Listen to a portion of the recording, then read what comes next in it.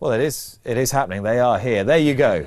7 talking points. I'm going to have to. We had a short break for our mental health. Exactly. I'm going to keep you honest this week, though. Okay. 2 minutes. See the clock. 2 minutes a pop. Right, here we go. First of all, more breaks. Should there be more breaks incorporated into the fixture list for jockeys under both codes? Discuss. Well, first of all, I must admit I didn't study very closely the change in the fixture list, but it strikes me that COVID is obviously a terrible thing, but some of the things that happened in racing because of COVID, people quite liked. I think people quite liked the jockeys. Some of the jockeys at the start said, well, this going to one meeting thing is not going to be good for certain jockeys, it's going to be better for other jockeys. I think generally it was better for more jockeys. Overall that was a better thing. The lack of soreness, meaning that they had 3 pounds in hand, that's got to be good for jockeys' mental health. We live in a world where jockeys taking their own life is not a surprising story. That happens every few months in racing. That happens, and it's terrible when it happens, but we never seem that surprised at it. Jockeys taking cocaine never seems to be that much of a surprising thing. It's obviously a tough job. The driving is always the thing they talk about. And the relentless, just constant waking up early, riding out at several stables in a week, driving to racecourses. It must be a hell on earth. Of course they should have more breaks. I spoke already earlier about I don't really understand why the seasons just run into each other all the time and there's no gap.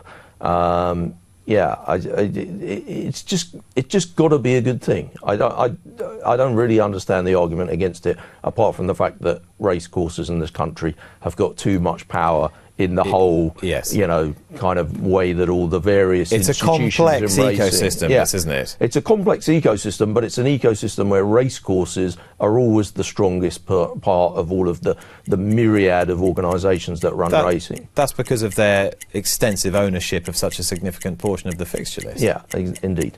Let's go back to 2001 again. Right, amateurs are not going to be at the Cheltenham Festival. This has had lots of coverage this week, Neil. Should there have been an exemption, or should the BHA have petitioned the DCMS harder to enable Category B amateurs to ride at the Cheltenham Festival as part of an elite sport? Probably no, because at the end of the day, like it or not, and obviously, people within racing will say a load of nonsense because the Liverpool game was going on and, people were going to pubs and whatever. But Cheltenham last year was definitely in retrospect, with hindsight, it was a PR disaster for racing. I think it's a bad look for racing to be going to the government and saying we're different to all other sports. I just think that would have been a bad look. I totally get that point-to-point racing is a huge thing in terms of being a breeding ground and feeding the pyramid. I get all that.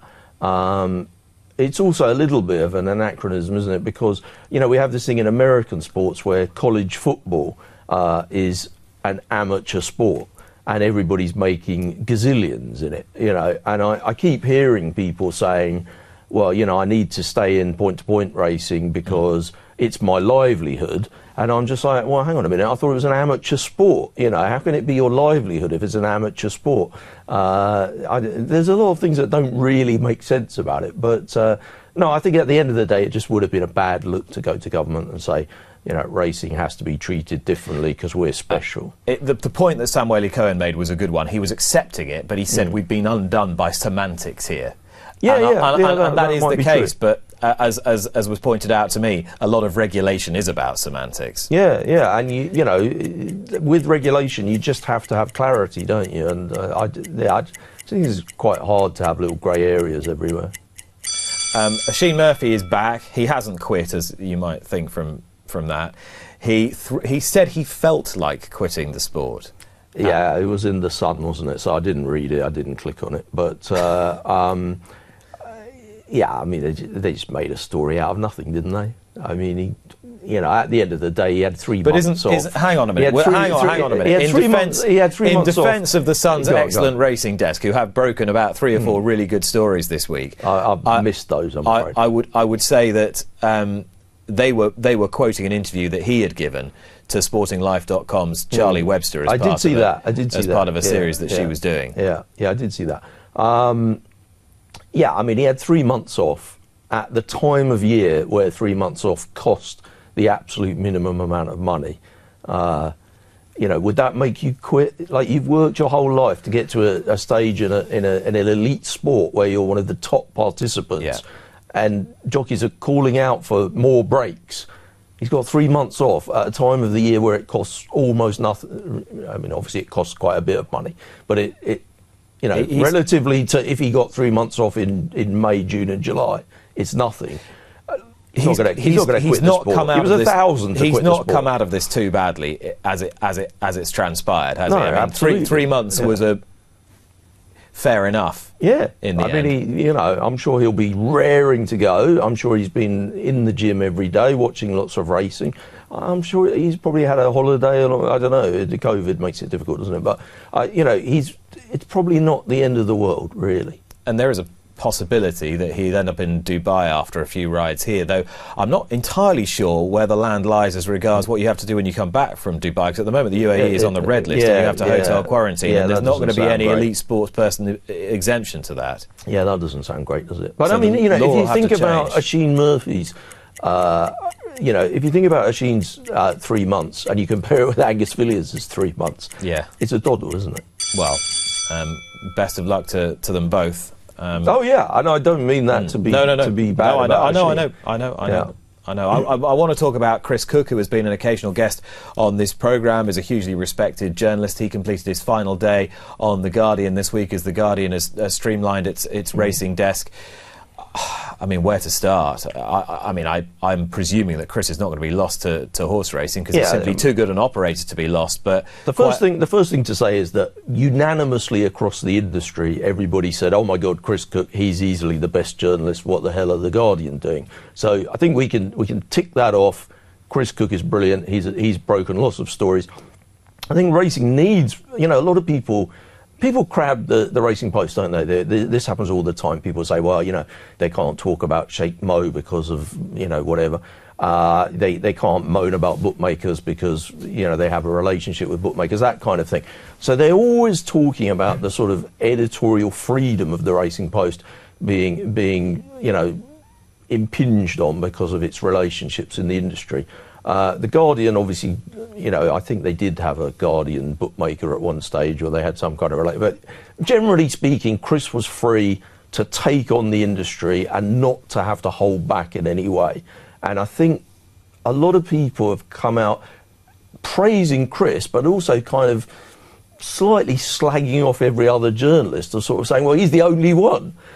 Which is kind of a bit unfortunate, really, on the rest of the industry. And I don't think it's true. But I do think he's a really good journalist. But does this actually say more about The Guardian and about print journalism? Well, because there's been a lot of talk about, oh no, this is emblematic of racing's falling standing within print media. I don't agree with that at all. I think that argument, I've seen that, and that's a load of rubbish. The Guardian lost 18,000 off its circulation January on January.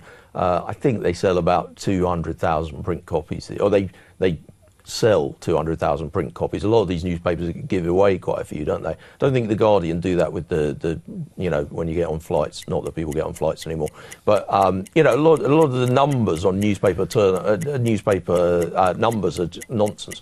But The Guardian, you know, they're supposed to be skint all the time, and you have to send them money. They're always begging. But then in America, they've got $1 billion from Bill Gates. I don't really understand how The Guardian works. But no, I don't think it's the death of horse racing in the papers. I think it's more just the changing nature of the newspaper industry with the internet. Talk to me about off-track SPs, please, Neil. Oh, God, what a boring story that is. Yeah, people bang on about that all the time. I bet you can fill 2 minutes with it, though boring it might be. I mean, look, at the end of the day, not many bets are settled these days at SP.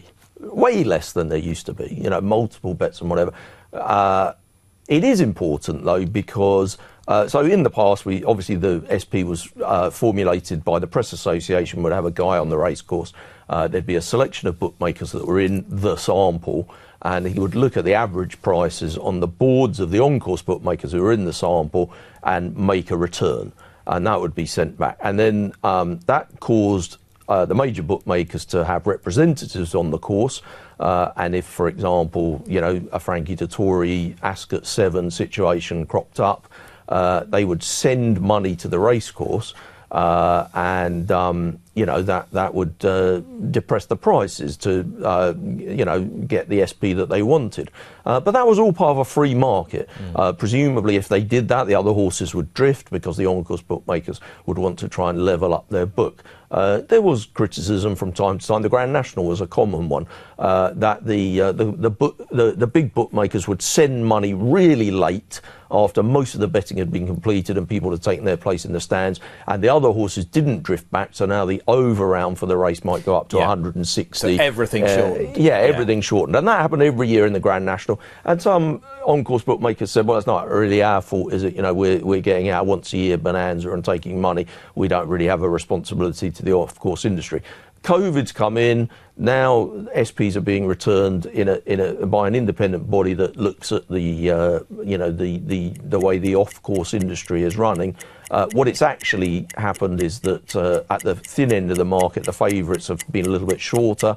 The outsiders have been a lot closer to Betfair. We have that kind of favourite long shot bias thing. I've run out of 2 minutes.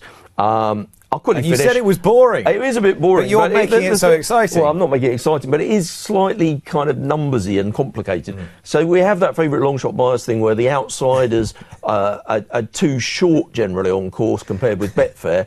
And so the way it's done at the moment is better if you like to back outsiders, but it's worse if you like to back favourites. I don't know. There's a bit of bog in it as well. Best odds guarantee comes into it. That's why it's important. It'll just, whatever. Sorry, can we move on? My mum will have enjoyed that bit. Oh, God. She's a massive fan of yours. Oh. They all are in that village. Really? Yeah. That's lovely. That's so I sweet. know. I can't get it myself. Hi, Mrs. Luck. Drones. Yeah. I used to play poker with a fella called Mick McCall, and he's like the king of the drones. Is now. he? Yeah. Is he the scourge of the racecourses? He is the scourge of the racecourses, but can you just explain for anyone who doesn't understand what we're talking about? Okay, so he discovered betting in running. I think there was a whole bunch of them that used to go to these betting cafes where they got faster pictures, and then those things kind of went to the wall. So then they started renting out boxes at racecourses so that they could sit there live and bet in running. So they'd get yeah. And now with COVID, they can't go to those boxes. So they now get somebody who's like a professional drone flyer, a super duper drone guy. They either buy a drone for 20 grand or they rent it by the day, I think, for 2 grand. And then like 10 so the of drone them flies, beams the pictures back to them, and they've got a picture advantage. They got a over picture other advantage. people, so they can bet in running with impunity. Yeah. Yeah, and I think if you watch racing TV on your tablet or using Racing TV Extra, I think you're 0.4 seconds behind live. And if you do it from a drone, you're 0.3 seconds behind live. So actually that doesn't really make much difference in a jumps race. You're probably not too much of a disadvantage watching it at home. If you watch... head office are going to be pleased with you for that. Is that bad? That's tremendous plug you've just given the Is that Racing a plug? TV I mean, I think that's pretty good. That's they not try too and bad. get all the presenters on here to do it every day. But if you watch it on HD, you're slightly behind that, but not much. If you watch, I have to say, if you watch the other side, if you're watching Sky Sports, you're really screwed in terms of like betting and running because they're some way behind. Oh God! And to be honest, these, why can't they just be as good as? I'm not saying this from a plug up Racing TV, but why can't they just be as quick as Racing TV? And that would get rid of a lot of the drones. Personally, I think in terms of the drones, the airspace above the racecourse is not the property of the racecourse, and as long as the drones are not coming too low and scaring the horses. Hang on, it's totally illegal because it's contravention of picture rights, isn't it? Well, I think that's a bit of a grey area. Who knows where it'll end up? Right, I'm quite pleased the bell's gone. Okay. Now, 0.7. What does that mean? Well, 0.7 is a new feature that we've added to this week's Talking Points to celebrate our new studio. Glad you told me. Which is 2 minutes on anything you Oh, like. no. New feature, 0.7. Oh, 0.7. There it is then. 0.7. The Grand Grand National, there you go. You've written on your piece of paper, Grand National not delayed. Well, That's I was lucky. only a suggestion. No, okay, that's all right, though. Because I actually... you didn't send me the talking point. Not you. It's Bruce, basically, wasn't it? But you didn't send me the talking points again in advance. So I thought we were going to talk about... That's the whole point. Point 7, there you are. No, but I like to think a little bit about them. I started thinking about Black Corton. That's quite nice. The Grand National not delayed.